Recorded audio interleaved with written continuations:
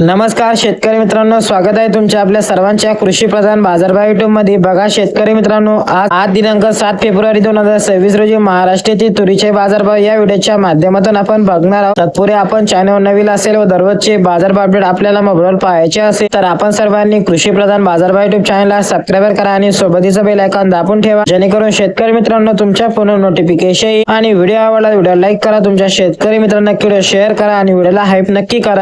तर कृषी उत्पन्न बाजार समिती पुणे यांनी तुरीचे ताजे बाजारभाव जाहीर केले आहे। व्हिडिओला बिलकुल भी स्किप करू नका, शेवटपर्यंत नक्की व्हिडिओ पहा। चला तर मग व्हिडिओला सुरुवात करूया। 7 फेब्रुवारी 2026 मध्ये आयल्यानगर मध्ये 174 ची आवक, कमीत कमी दर 5500 रुपये, जास्तीत दर 8100, सर्वसाधारण दर 8050 रुपये। तसेच जळगाव मध्ये 112 ची आवक, कमीत कमी दर 7300 रुपये, जास्तीत दर 7850, सर्वसाधारण दर 7300 रुपये। तसेच कारंजा मध्ये 2800 ची आवक, कमीत कमी दर 7100 रुपये, जास्तीत दर 8255। तसेच जालना मध्ये लाल तूर 1882 ची आवक, कमीत कमी दर 7500 रुपये, जास्तीत दर 8300, सर्वसाधारण दर 8300। तसेच अकोला मध्ये लाल तूर 1978 ची आवक, कमीत कमी दर 8000 रुपये, जास्तीत दर 8500, सर्वसाधारण दर 8375। तसेच अमरावती मध्ये लाल तूर 3810 ची आवक, कमीत कमी दर 8000 रुपये, जास्तीत दर 8400, सर्वसाधारण दर 8200 रुपये। तसेच मालेगाव मध्ये लाल तूर 120 ची आवक, कमीत कमी दर 4100 रुपये, जास्तीत दर 7460, सर्वसाधारण दर 7251। तसेच नागपूर मध्ये लाल तूर 2400 ची आवक, कमीत कमी दर 7500 रुपये, जास्तीत दर 8420,